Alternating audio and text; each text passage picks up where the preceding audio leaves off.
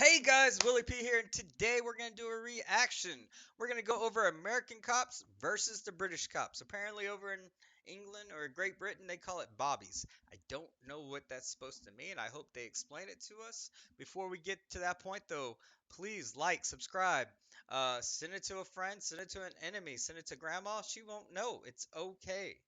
So, without further ado, let's get this party started. On to the main part of our video. Whatever we might think about the police, one thing that's certain is that we are fascinated by them. As early as the 50s, the police crime drama started filling our TV screens, and long before that, Arthur Conan Doyle and Edgar Allan Poe planted the seeds for the genre of detective fiction. The good cop, the bad cop, or even the rebel with a cause cop kind of shows in the 70s have evolved into more realistic series such as The Wire, which give us a more nuanced version of police work and those that do it. In real life, dashcam footage from police vehicles has also become a staple in the online content we consume. Today we are going to concentrate on real life cops, and perhaps the two most famous, sometimes infamous police forces in the world, in this episode of the Infographics Show, American cops versus British cops. Don't forget to subscribe and click the bell button so that you can be part of our notification squad. Prior to what we consider an actual police force, the ancients had many ways to police the polis, or city. Slaves in ancient Greece would handle the rowdy crowds when tempered.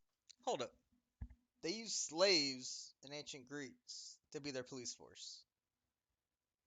I don't understand how that worked. I mean, obviously it worked for a little bit, but if you have a slave telling you what to do, are you really going to listen?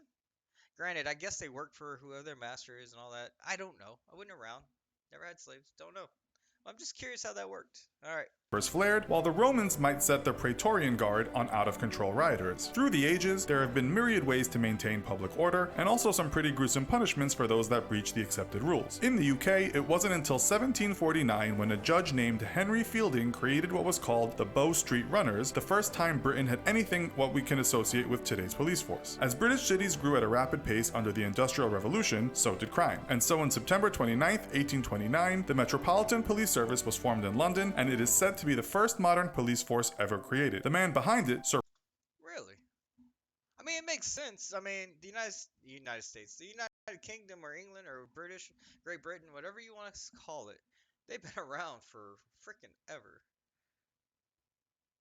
I figure it'd been more Rome, Italy, that type area, France. Figured they would have created a modern police before anybody else. But kind of cool information. Sir Robert Peel explained why England needed cops. I want to teach people that liberty does not consist in having your house robbed by organized gangs of thieves and in leaving the principal streets of London in the nightly possession of drunken women and vagabonds. Why were they nicknamed Bobbies? Well, after their founder, Robert. As you know, the USA was noted.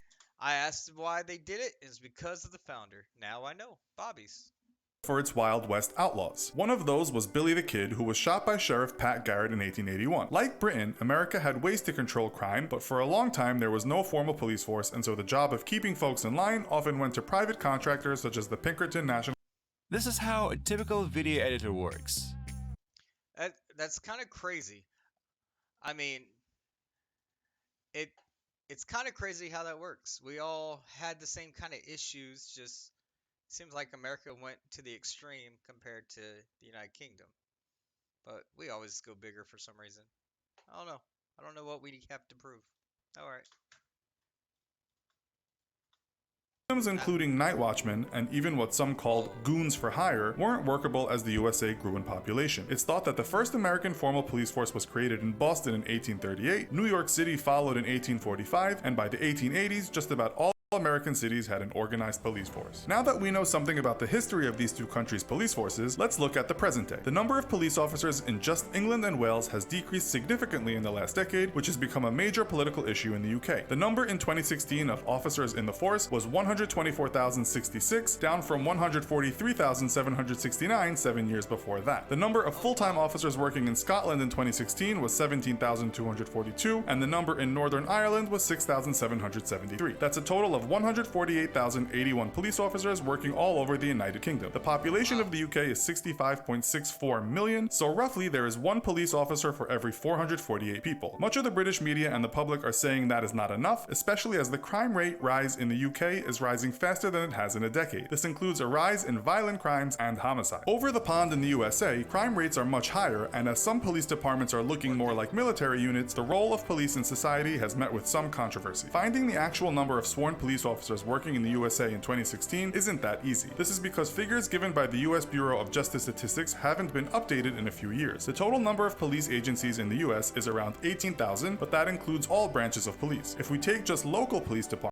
that number is more like 15,500 according to PolitiFact. The old data that is often cited says that in 2008 there were 765,000 officers that had the power to make an arrest. The US Department of Justice gives the number of 750,340 for 2012. According to the National Law Enforcement Officers Memorial Fund, that number has shot up and is presently about 900,000. The US population is 323.1 million, so that means that roughly there is one cop for every 359 people. One of the major differences is that in the USA, police carry guns, as do 36% of American households, according to the Washington Post. It's reported that in 2016, 135 police officers died in the line of duty, with around half of those that died being fatally shot. The Guardian reports that the number of officers killed in the line of duty in the UK is a total of 11 since 2010, although many officers are assaulted in the UK.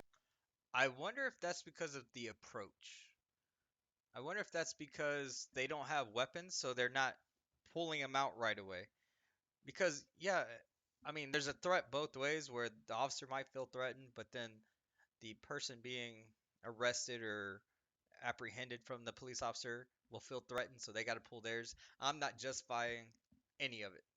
I'm just saying I can see a threat and it's why people pull it up. But I'm wondering if it's because the officers hold a weapon. Now, I don't want our police officers not to have a weapon because there's way too many crazy people in this country. So, just thoughts, questions. That's all it is. In 2015, it was reported that 23,000 assaults occurred against officers in just England and Wales. In 2017, the Police Federation of England and Wales reported this figure to be not even close to the real number. It said there were 2.4 million assaults in 2016. What? So, wow. So they recorded 23,000, but reality 2.4 million? Maybe if they were carrying guns, they wouldn't mess with them. What? That's insane. Oh, all right. I wonder if the British police are doing shady stuff like we're accusing the American police. I don't know, but that's a lot.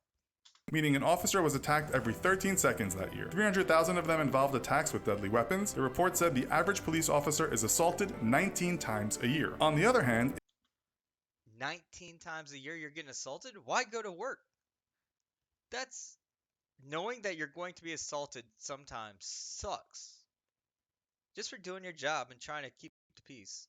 Not all cops are good. I get it. I don't need that argument. I get it. But the majority are not bad. Majority are there to do something great, to defend, help, support their community, all that fun crap you'll hear everywhere else. There's always the bad apples you hear and the ones that stick out. Nobody remembers the good. But that's insane. in the USA in 2016, police officers killed a total of 1,093 people. According to Inquest.org, in the UK in 2016, a total of 5 people were shot and killed by police. The total number of people shot and killed in the UK since 1990 is 67. We should add here that regular cops in the UK don't carry guns, but armed police can be called when it's thought guns are needed. Police in Northern Ireland are different, routinely carrying firearms. According to the newspaper The Mirror, in 2016 there were 1,863,524 legally owned guns in Wales and England, most of which were shotguns. It's thought there are another 277,000 guns in Scotland and a further 150,000 legally owned guns in Northern Ireland. The same newspaper said there were another 2 million illegally owned guns on the UK streets, which has raised the question if the UK police should be given firearms. The murder rate per capita in the US is still 30 times higher than in the UK, which might not be surprising considering there are more guns than people in the country, according to the Washington Post. As for assaults on officers, there were Alright, hold up. Just because there's more guns doesn't mean anything. It's the people that are using these weapons, okay? You can't blame the weapon. Yes, the people that have access to them probably shouldn't be using them. But you can't control it if it's gotten illegally. So, 51,548 assaults against US police officers in 2015, with a total of 14,453 injuries. alright. So with only 1,000 deaths caused by the police officers, but they were assaulted against 51,000 times? I mean, and then the police officers, 14,000 died from the assaults? I'm willing to say a lot of those shootings or deaths caused by police are because they were freaking assaulted. It's 50 to 1. No wonder they're scared. Sustained. With this in mind, how does life on the job compare between the two forces, and how do you even get a job as a police officer? In the UK, you can join when you are 18. There are no restrictions on height, but the force does ask you to be in good enough physical and mental shape to undertake police duties. No formal qualifications are required, but you will need to pass some tests to get in. Pass them, and you are in, just as long as you haven't committed any serious offenses in the past. It's similar in the US, although the police force does usually ask for a high school diploma, and that you are either 18 or 21 depending on the department. You'll have to train at a police academy and have either a clean criminal record or have only committed minor offenses. There is no minimum or maximum height or weight limit, but in the academy you'll have to pass certain physical agility tests. Nowhere does it state you have to enjoy eating donuts. Wages vary, but in England, Wales, and Northern Ireland you can expect to start your career as a police constable on anything from $25,000 US to $30,000. If you work hard, UK career websites say that within about 7 years that wage can be $48,872 US. You should work a 40-hour week, although police work can often mean overtime and also emergency callouts. You'll get 23 days annual leave and also full sick pay. The pension varies depending on time worked, but the average police pension in the UK is thought to be around $20,465 a year, and the normal retirement age is 60. In the US, salaries differ from state to state, but a rookie cop working in the NYPD can expect to earn $46,288. Alright, that's terrible in New York. Look how much everything is there to live. Just to get a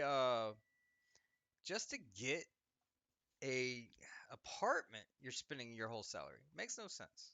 Per year. After 5.5 years, this could rise to $90,829 if you have done well. Other states have average wages closer to $30,000 and others $70,000 according to career website Crom. You'll get 10 days paid vacation to start with, but after 5 years it will increase to 27 days. You'll also receive unlimited fully paid sick days, medical benefits, dental benefits, and optional retirement after 22 years on the force. Like the UK, you will work around 40 hours a week in shifts, but that might change with overtime. How much pension you receive can be affected by multiple factors, but various websites put the average police pension anywhere from $58,000 to $62,000. With money in mind, we'll end the show there. Where would you rather? That's crazy. And I mean, really, there's not much difference as far as the benefits of what they get. They both get the same benefits. Granted, the UK has national health care and all that stuff we don't have to worry about, or we have to worry about here. They don't have to worry about. Insurance, all that should help cover. That's insane. I don't know. What do you think? Please let me know. Hey, this has been Willie P. Please, once again, like, subscribe, send me to a friend, send me to an enemy, send me to your granny.